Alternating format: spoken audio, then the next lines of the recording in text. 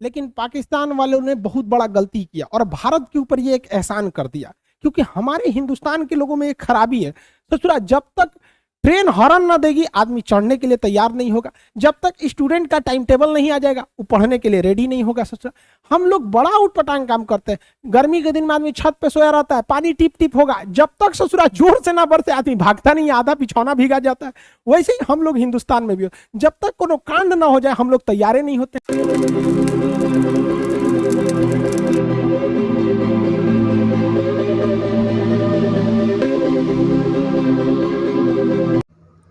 Hello everyone, welcome back to my YouTube channel Minds of techno.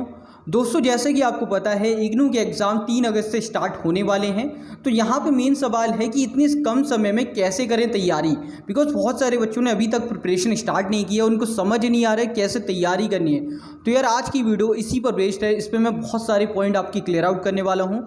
बहुत सारे आपके questions जो जनरली क्योर होते हैं उन सभी के आंसर मिलने वाले हैं, एक अल्टीमेट सॉल्यूशन मिलने वाले कैसे आप तैयारी कर सकते हैं और एक अच्छे स्कोर फोड़ सकते हैं कम समय में।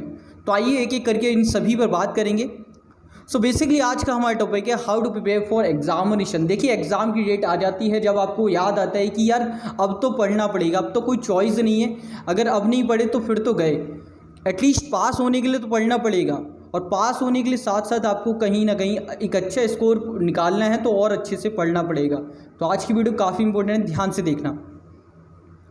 सो यार मेन जो सवाल निकल के आता है कि विच मटेरियल यू स्टडी और विच और नॉट। देखिए सबसे मेन क्वेश्चन मैं ये मानता हूँ, बिकॉज अभी का टाइम क्या है, आपके पास में समय कम है, आपके आसपास आप फ्रेंड सर्कल देख रहे होगे, उन्होंने कहीं ना कहीं मान लीजिए आपने तैयारी स्टार्ट नहीं की, आपके फ्रेंड सर्कल में दोस्तों ने तैयारी स्टार्ट कर दी, उनके पास में अलग अलग रिसोर्स कर रहे हैं। अब मान लीजिए उन्होंने स्टडी मटेरियल कर लिया तो कहीं ना कहीं रेफरेंस मटेरियल करेंगे या फिर क्वेश्चन पेपर लगाएंगे। अब आपके माइंड में आएगा यार क्वेश्चन पेपर मुझे भी लगाने चाहिए, तो यहाँ पे कन्फ्यूज़न होती है, आप भागना स्टार्ट करते हो कि यार पहले इस वाली सीढ़ी पे चढ़े। जैसे कि मान लीजिए आप छत पे जा रहे हो तो पहली वाली सीढ़ी से सीधे आप 10वीं सीढ़ी पर कूदने की सोचते हो। अब ये देखो ना कि आपकी दोस्त ने 10 सीढ़ियाँ चढ़ी हैं, तो ये मत करो कि आप जंप लेने की कोशिश करो, एक एक करके बढ़ना पड़ेगा और सही चीज़ समझनी पड़ेगी। आप लिफ्ट का यूज़ करो इस टाइम पर, क्योंकि यहाँ पे आपके पास में समय कम है। तो यार सीढ़ी का नहीं, आप जंप मत करो, 10 सीढ़ी नहीं चढ़ पाओगे, लेकिन लिफ्ट से जल्दी पहुँच जाओगे, वो कर सकते हो, उसका ही मैं तोड़ देने वाला हूँ। सो सबसे बड़ा सवाल कि कौन सा मटेरियल करें और कौन सा नहीं, ये समझ लेना। बेसिकली इसमें बहुत कन्फ्यूज़न आप लोगों के माइंड में होती है। सो यार उसके बाद में आती है कि यार कौन सी बुक आपको करनी है। कुछ बुक्स और कुछ मटेरियल मैं बताऊंगा, कुछ ऐसी चीज़ें जो आपको बिल्कुल भी छोड़ के नहीं जानी, वो तो करनी ही करनी है, ठीक है, बिल्कुल भी नहीं छोड़ सकते, आपके पास में कोई और ऑप्शन नहीं है। अगर आप इसे छोड़ देते हैं तो यार सही में बहुत बड़ी गलती करोगे, ठीक है। वो कौन सी चीज़ें हैं आइए देख लेते हैं।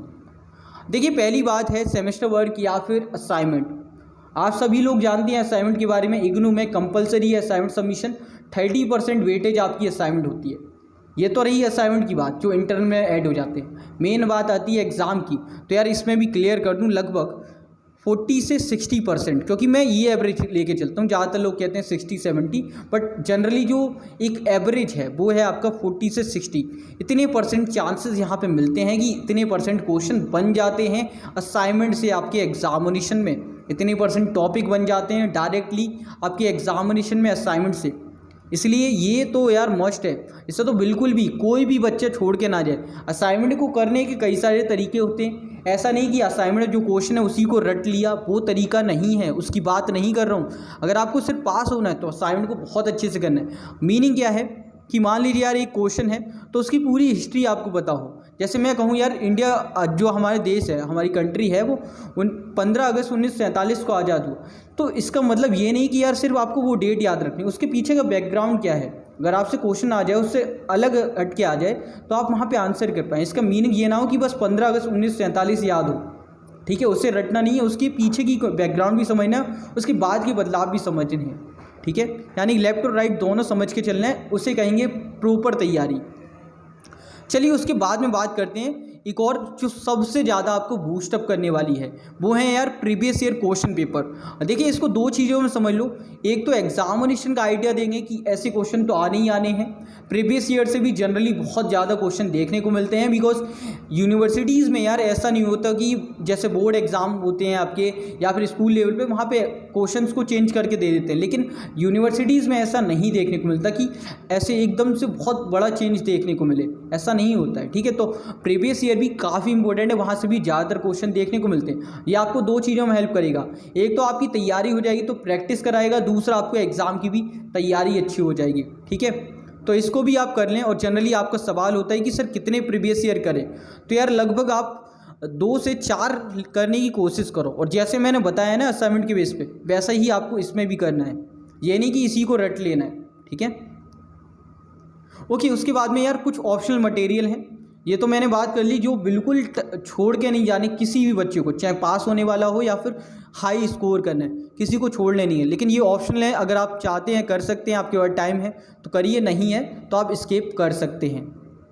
लेकिन जो 2 स्टार्टिंग के हैं उनको गलती से भी मत छोड़ के जाना यार, मैं पहले ही क्लियर करूं, अगर आप उन्हें छोड़ के जाते हो कहीं ना कहीं आप बहुत बेकार हो जाओगे और एग्जामिनेशन में यार नंबर कटने के और नंबर अच्छे नहीं आएंगे आपकी।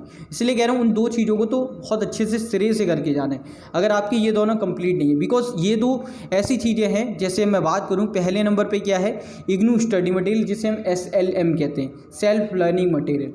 बेसिकली इसका रोल क्या है, देखिए अगर मैं बात करूँ तो यार ओवरऑल ये मोटी मोटी बुकलेट होती हैं, जिसमें कहीं ना कहीं आपको कंप्लीट करने में बहुत समय जाएगा। ये ओवरऑल बात करूँ यार 4 क्रेडिट 6 क्रेडिट जो आप बुक पे देखते हो ना, उसका मीनिंग क्या है। देखिए अगर कोई 4 क्रेडिट का कोर्स है, इसका मतलब क्या है कि उसको 120 घंटे आपको स्टडी करनी पड़ेगी, जब जाके वो कोर्स कंप्लीट होगा। ठीक है, ये एक एवरेज है, उसके एक्स्ट्रा भी जा सकता है। ठीक है, तो मान के चलिए यार ये अगर आप करने बैठते हो अब, जबकि आपके पास में टाइम बहुत कम है, तो नहीं होगा, तो इसे आप स्किप कर सकते हो। स्टार्टिंग की 2 चीज़ें बहुत अच्छे से कर सकते हो। अगर आपको इतना ही करना है तो इसमें से सॉल्व एग्जाम्पल और बैकएंड में आपकी रिवीजन वाली पढ़े होते हैं। ठीक है, रिवीजन कह लो या फिर समरी कह लो, उसे ज़रूर पढ़ लेना। मुश्किल से आधे पेज की होती है, जो कि आपका 5 से 10 मिनट में याद हो जाएंगी आपको, तो उसमें ज़्यादा समय नहीं जाएगा। ओके, अब बात करते हैं यार सबसे ज़्यादा इंपॉर्टेंट और ट्रेंडिंग में रहता है। बहुत बच्चे यही कहते हैं कि भैया हमें बुक नहीं करनी, इग्नू का मटेरियल नहीं करना, हमें तो रेफरेंस मटेरियल बता दो, कौन सी हेल्प बुक करें या कौन से सैम्पल पेपर करें। ठीक है, नीरज पब्लिकेशन का करें या गुली बाबा का करें, ठीक है, या फिर कोई और करें। देखिए इन दोनों में से या फिर कोई और पब्लिकेशन, मैं किसी को भी प्रेफर नहीं कर रहा, ना ही मैं किसी की बुराई कर रहा, मैं बस ये कह रहा हूँ कि यार बेस्ट क्या है इग्नू का मटेरियल, उसके बाद से आप नीरज पब्लिकेशन या गुली बाबा किसी को भी प्रेफर कर सकते हैं। ठीक है, सो आई होप कि यहाँ से आपके पॉइंट क्लियर आउट हुए होंगे। और ये स्टडीज़ अगर आप फॉलो करते हो, ये ऑप्शनल चीज़ें हैं, जो 2 मेन हैं, असाइनमेंट और आपके प्रीवियस ईयर, इन 2 को आप कर लो अच्छे से, तो आपकी कहीं भी आप फेल होने के चांसेस तो बिल्कुल नहीं, आप अच्छे से पास हो जाएंगे।